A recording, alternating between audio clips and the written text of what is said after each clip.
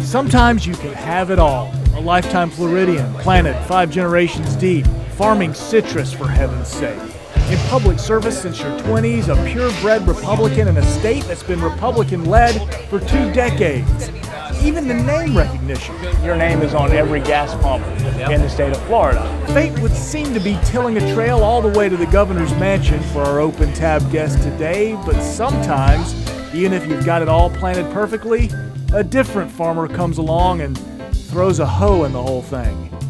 And today's spot is the Bearded Pig. We're in San Marco, a restaurant that's been around for about 2.5 years. They took this building, they cleared it out, a whole lot on that side, took out all the weeds, and they made this incredible place. Incredible barbecue, kind of fine dining meets southern style barbecue. It is delicious. And if we're going to profile somebody, I'd say just about the perfect place to bring our first Republican candidate for governor in for Open Tab. We're talking about Adam Putnam. He's a married father of 4. Check out Open Tab. Cheers. Well, thank you for doing this. Are you hungry? You bet. I am. I'm looking forward to it. Okay. How's your time in Jacksonville? Good. Time in Jacksonville is always good. Jacksonville's good to me. You're the first Republican I've had on the show, by the way. We've only done 4 of them. Okay. So it's called Open Tab, and it's essentially the things I can't Google about you. I just want to get to know you. Of course, we'll talk your stances and issues and things, but I got a gift for you, sort of. All right. Okay. Because you've been since you were 22. Yeah. Politics. Well, I can't show you that. What you got? Look at there. This is a great one. Now, forgive me. This is the only frame I had in my. Look how old I look in that picture. How old are you? Do you remember that? I've aged gracefully. I was 26 when I got 26, elected. and this is U.S. House, correct? Yep. Okay, and this one, I think this is the same. I love the hat. That's because we had the congressional baseball tournament. Right. And I wore my high school baseball uniform. There's a ton of pictures of you playing baseball on the internet. I Google your name. I go through Getty Images. Right. And so what's your? I'm going to put these right here. I'm going to be fair, by the way. I can't just show pictures of you, yearbook photos, which I love, by the way. They're not terrible. No, they're not. You've aged gracefully. With this is my first ever TV headshot. Look at there. I kind of like that. That's mustache. When was that in style again? It was never in style. It was a joke. It was 2005. I got my first job, and they said, "Are you going to take your headshot with that mustache?" I was like, "Yeah." I didn't think they would really let me. Right. And so I had to live with that for a year. Thank you so much. No, by all means. That looks like pork. Thank you. That's yours. That must be yours with the beans, right? Must be, yeah. All right. If you were to talk to 26-year-old, 22-year-old Adam Putnam, right? Guy running for state, and even the state house level of things, which is amazing. I mean, at 22, I can't tell you what I was doing, frankly. You've grown a mustache, apparently. You should see my beard about 6 months ago. It was awesome. It was my Irma beard. I just refused to let it go. What would you tell that young man? Any advice? Yeah, there's lots of advice, mostly about, family and raising children and making sure that you spend plenty of time with them and not get swept up in what you think is important with your career or your profession, and make sure that you get to all the t-ball games and soccer games and everything else. I think anybody in any job, not just in politics, whether they're in journalism or business or law, or doesn't matter. I think all of us, we as young adults, we have people tell us you need to remember how fast life goes by. You need to pay attention. You need to savor the moment. Sure. And I think by and large, almost none of us listen. No. We all fall for the same scam, thinking that there's always the urgent is always crowding out the important. Are you so in the spirit of enjoying the time and making the most of every day? Are you enjoying the campaign? I love the campaign. Do you? Now, in the spirit of the advice to the 26-year-old, it takes a lot of time from the family. Sure. But in the summer, the family can join me some on the campaign. But campaigns are joyful. I mean, to be able to be around people, random folks I've never met before, who I just introduced myself to, who are working for the railroad, and Right. you get a glimpse into what's going on in downtown Jacksonville, try a new spot, and then you go to, Florida's such a diverse state. So in the last 24 hours, I've been in, Fort Myers and in Jacksonville, two very different parts of the state, Southwest Florida, Northeast Florida, big cities, small towns. If you don't love campaigning, then probably because you don't like people. And if you don't like people, you're in the wrong line of work. Sure. Or you call your opponent, Ron DeSantis, not a true conservative. I've seen those words, not a true conservative. In your take, what is a conservative? What is a true conservative leader? Well, I think a conservative is someone who believes in free enterprise and wants to create a business climate for small businesses to thrive. Sure. A conservative is centered around family and putting families first and allowing there to be a role for faith in our lives. I believe that conservatives believe that we ought to have small government, less taxes. Sure. Those are all, I think, long-standing tenets of conservatism. Florida has long been a conservative state. For 20 years we've had a conservative governor, a Republican governor, and as a result of that, 1,000 new people a day are moving here. Our crime's at a 47-year low. We're famous in America for our low taxes, and we're the envy of the nation in terms of job creation. You are a Florida man, because you're not sweating, and I'm sweating. Now, can I do a sweat check real quick? 5 generations working in the field, I suppose, will keep you from... Oh, we're in the shade, man. This is a dream. We got a wind. We got a fan. Man, that must be getting soft. Varsity ball player? I was not a very good baseball player. No, but you love it, obviously. I loved it, but I wasn't. Nobody was beating down my door to offer me a scholarship. You should have the most recognizable name. Are you gonna eat those fries? Or you gonna let them get cold? By all means. I need my nourishment for all these hard questions. Your name is on every gas pump in the state of Florida. And does it get weird to you? You're pumping gas, and there's Adam Putnam right there by, it's a little weird. $2.76 a gallon. Yeah, it's a little bit weird. Now, when gas prices go up, we'd slap somebody else's name on there. When gas prices stay low, I keep mine on. That's exactly right. We keep a roll of his stickers out for when gas spikes. I remember that. And just when I was traveling the environment, Travel's probably the baddest man, in the movies. Exactly. Now he had good name ID. Yeah, no kidding. Yeah. So when you go out, and does anybody hit you with, "Oh, you're the guy from the gas pump"? Yep. Yeah, it happens. Does it? Of course it does. Yeah. And frequently people say that my name's on the elevator, but it's not. But for whatever reason, they're convinced that it is. Yeah. What's that? Commerce? I don't know. Yeah, DBPR. Yeah. The same ones that remind employees to wash their hands when leaving the restroom, which is always a little weird. Not that this is a real test. Do you sauce it at all? I am a sauce guy. Yeah. But all these guys that talk about being barbecue snobs, like they refuse to eat sauce, they refuse mustard, they refuse sweet, whatever. Man, I like it all. That's the fun. I'm a vinegar Life's too guy, short to be a barbecue snob. Amen. But South Carolina's more of a mustard thing, right? It is. Yeah, and especially where I came from, along the coast, we did. Try that. But you get that vinegar in North Carolina, and for some reason that kind of grew That's on good. Me. Pretty strong? Yeah, that's strong as new rope right there. I know you're all broken up about getting those fries you didn't order. You probably ordered something healthy, like a side salad. What did I order? Hey, mixed greens or something. Something real liberal. That's right, arugula. Arugula.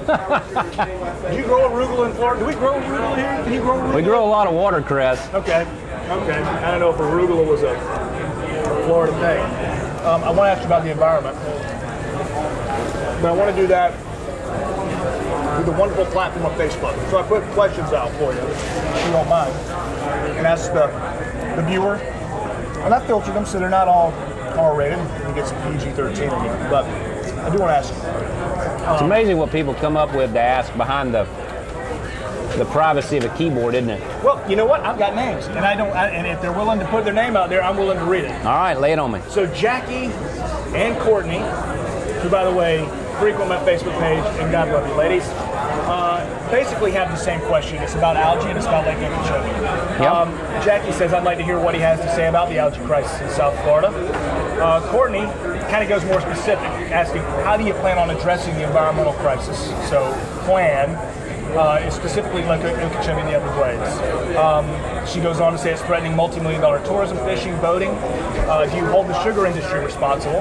And if elected, do you support an option to buy back a portion of the sugar land in the Clewiston sort of area? What do you think? So, big picture, water's our golden goose. Yep. We got to take care of it. I mean, from my first race in office where you had that embarrassing photo, I focused on water policy, water quantity, because we face a shortfall in Florida of about 1 billion gallons a day by 2030. So water quantity matters, and water quality matters for obvious reasons. People come here for our beaches. It's the reason why 1,000 people a day move here. It's the reason why tourism's our #1 industry. It's the reason why we have a $100 billion agriculture industry. So we got to take care of water. We got to protect the golden goose. Sure. There's more to Florida's water issues than just South Florida. Right. The St. Johns River, key to the economy and vibrancy and beauty of Jacksonville, the River City. Yeah. Apalachicola Bay in the Panhandle is in a total ecological collapse.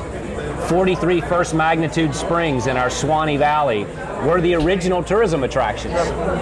So I've always advocated, and in fact we actually a couple years ago passed a comprehensive statewide water policy to deal with quality and quantity. What's going on in Lake Okeechobee right now is horrendous, and it's kind of this perfect storm. The last time we saw a red tide outbreak this bad was right after the hurricanes of 2004 and 2005. I believe that there's a connection there. Sure. So what you had was Hurricane Irma, churned up Lake Okeechobee, released a lot of the nutrients from the bottom that had settled out and were in the muck. It released those back into the water column. This May, early summer, you have record rainfall, the heat, you have a massive algae bloom. So that's the natural disaster.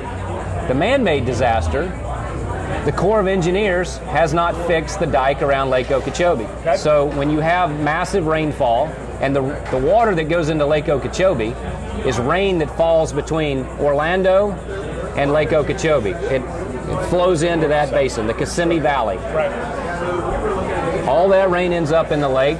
The lake levels rise. The Corps of Engineers doesn't trust the dikes because they're almost 100 years old, built after a hurricane that, back-to-back hurricanes that killed a couple of thousand people. Sure. They start dumping that water. It ruins the economy, it ruins the beaches out the Caloosahatchee, which didn't even used to be connected to Lake Okeechobee. It was dredged by man. That ruins the Southwest Florida beaches, goes out the St. Lucie Canal, ruins the East Coast beaches. So here's what we have to do about it. Okay. We have to view water policy a lot like we view transportation policy. It's infrastructure. It's natural resources, but it's also infrastructure. We need to have a sustained work plan. You can't just sprinkle a bunch of money into it one year and then declare it finished. It's got to be ongoing, just like we work at whittling away at congestion. Sure. We need more storage for that water east and west of the lake, north of the lake, and we need to build what the legislature approved, the reservoir south of the lake. Okay. 20 years ago, the state bought the land for reservoirs east and west of the lake, and the feds still haven't finished those projects. So for 20 years, we could have been storing and cleaning up that water. As Commissioner of Agriculture, we've purchased the development rights on 50,000 acres of land that protects open spaces from development, that gives us the opportunity to hold that water farm it, clean that water up. The long and the short of it is, there's a lot of things we have to do. Reducing ag runoff, like we've done south of the lake, where nutrient loads have fallen 70%. And isn't that where sugar Septic. is? Sugar's south.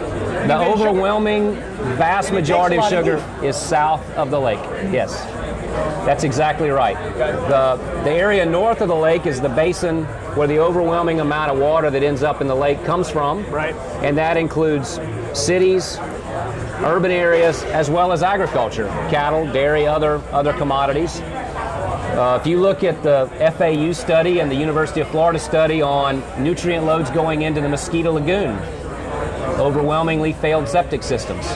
My point is, when you put 21 million people on a peninsula that used to be all wetlands, right, there's a lot of blame to go around, and we need to build in that infrastructure, partnering with local governments to upgrade their sewer systems. Jeffrey, I guess Newscat, what's your favorite Florida pro sports team and beach? Where are you vacationing?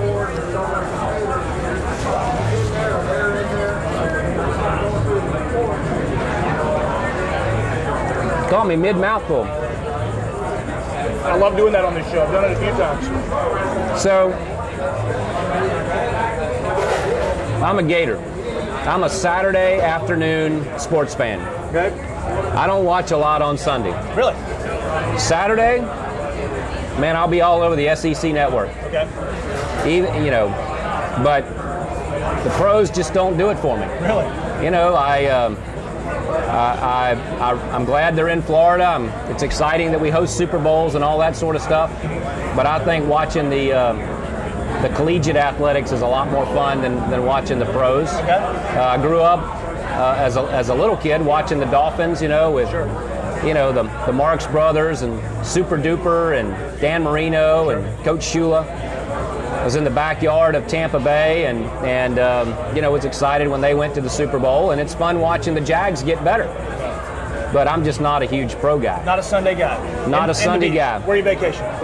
That's part two. My favorite place to fish and relax in Florida is really sort of at ground zero for the water wars that are going on this summer. Southwest Florida. Right. Pine Island Sound, Bull Bay, the places that are the best snook fishing spots in the state, the best tarpon fishing in the world, the best red fishing. That's where I love to go. That's why it's personal for me to fix these problems. I'm not going to catch you mid-bite on this, I promise, but I've asked every Democratic candidate kind of the opposite side of this question. I'll ask you, because I know you support President Trump, and I know you're a fan of his and policy, etc. I asked the Democrats to tell me one thing that they like about the president.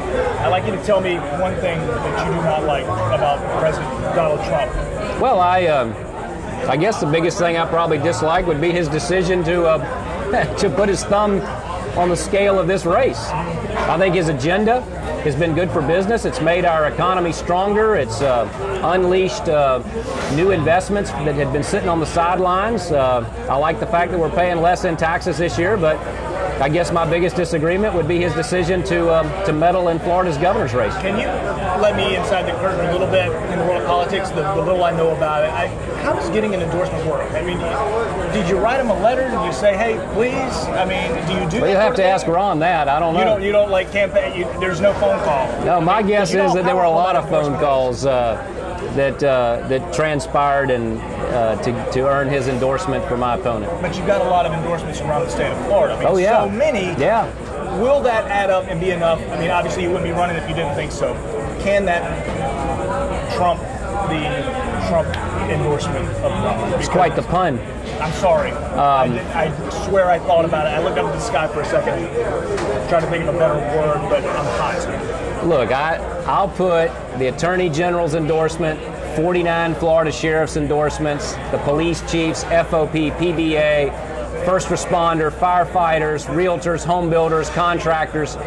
I'll put those endorsements up against anybody, including the president's, because this is a race about the future of Florida.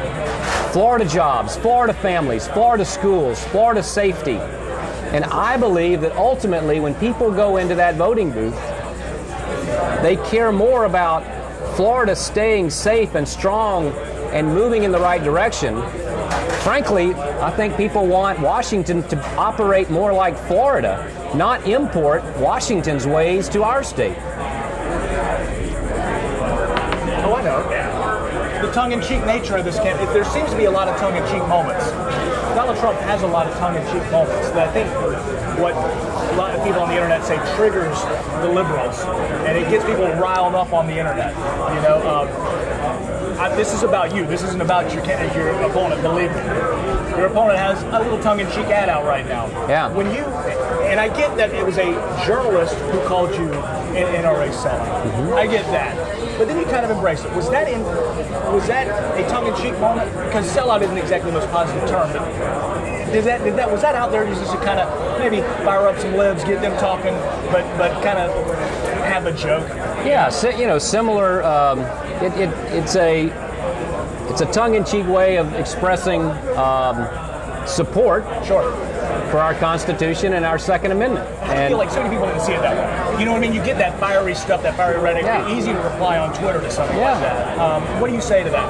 I say that that people who don't like guns really hate the fact that someone supports guns and believes that that we ought to embrace our Second Amendment rights and support youth hunting programs and educate people about safe, responsible use of firearms, and it's okay to hunt, and it's okay to shoot, and it's okay to collect, and that doesn't make you a serial killer. And that's what the left is trying to paint this as, and that's just not the case. I was shooting before I was driving. I was in the woods with my brothers, with my father. I take my children to the woods, and they shoot, and they know how to handle a firearm responsibly and safely. And that has nothing to do with the terrorist who shot up the Pulse nightclub, and nothing to do with the mentally ill individual who shot up Marjorie Stoneman Douglas High School. My son's going into kindergarten, and he's got to watch this year a video on how to deal with a school shooter. Yeah. Which whatever with guns, I just, that blows my mind. Yeah. To me, the innocence a little bit. And I mean, even though I'm in the news, I would prefer if he didn't watch when we had things like that on the news. You know what I mean? Just he's 5. Yeah. For the love of Pete. And there are certain laws that were put into place as a reaction to what happened at Douglas.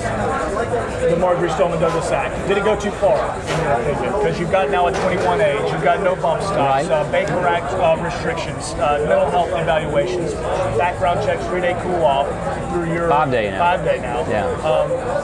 What's your thought? I thought that the governor and the legislature really listened a lot to law enforcement on the mental health pieces. I think that that's important, and our work there is not finished. There's more to be done. There are too many silos where local law enforcement doesn't know what the school knows about a kid that was expelled for a weapons violation, and children and families don't know what the school knows. And this kid was a walking red flag.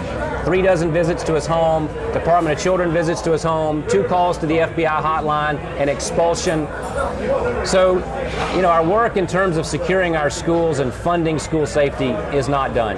I do have a problem with telling a 19 or a 20-year-old that you're old enough to fight and die in Iraq and Afghanistan in defense of our Constitution, but you're not old enough to go down the street to a local gun shop if you want to buy a shotgun for a dove shoot. I don't think, it would not have had any impact on the shootings, and I think that it's undermining law-abiding citizens' rights without any measurable improvement in safety in return. Sure. It's a big job running the 3rd largest state, and you need to know Florida issues, and they're not always glamorous. They're not always issues that land you in a primetime slot on Hannity. It's not very glamorous to talk about workman's comp, right, or early childhood education, or how we continue to build on great world-class universities, or how we change our infrastructure. But that's the job of the governor. Time out. How are we doing with time? We're all over the place. So I know. I'm kind of like a lightning round and round. Okay. You're a Florida man. Florida man stories are the best stories. Aren't they? Tell me your Florida man story. What alligator have you come across that was 22 feet long and almost bit your arm off? What snake fell out of your roof? I imagine you've got a unique experience being in agriculture. So, go ahead, Florida man. Man, I've had a lot of good Florida reptile stories with water moccasins coming in the boat with you, and sure, or seeing a rattlesnake, strike a squirrel, or rolling over a canoe, and seeing the black widows. Florida's an interesting place. It's if it weren't for some of our better living through chemistry, we would have a whole lot more black widow bites and brown recluse bites and everything else. But you ever been bitten? What's that? Ever been bitten? Ever taken a? I guess. Fortunately, no. As I finish my beer, open tab, thanks for watching. I'm going to let you kind of have the opportunity. I want you to tell us all, in conclusion, why do you want to be the governor of this great state of Florida? Florida needs a governor, deserves a governor who knows Florida, who can get around from Perdido Key to Fernandina down to Key West without a map or a GPS, who knows the differences in our communities from McClenny to Callahan to downtown Jacksonville. And most importantly, somebody who's got a plan, a vision. Mine in particular focuses on putting more vocational and career training back into our middle schools, back into our high schools. I think that we've eroded the middle class by taking those skills out of our schools and telling our kids that if they do anything other than get a 4-year university degree, they're going to be a failure in life. I fundamentally disagree. So I'm going to put Florida first. I know Florida best, and I'm asking for their vote. Where did my guy go? Did we take away the frames? I wanted to say goodbye to a young Adam Putnam before we go. Oh, thank you so much. Absolutely wonderful. And thank goodness for contact lenses now. I mean, this would have been something we would have really had to do some work with the lighting. Yeah. I'm telling you. Thank you, sir. I appreciate Thank you. your time. Good to be with you. Best of luck to you, okay? Thanks, Lew. Okay, right there. Can I get a finish my beer?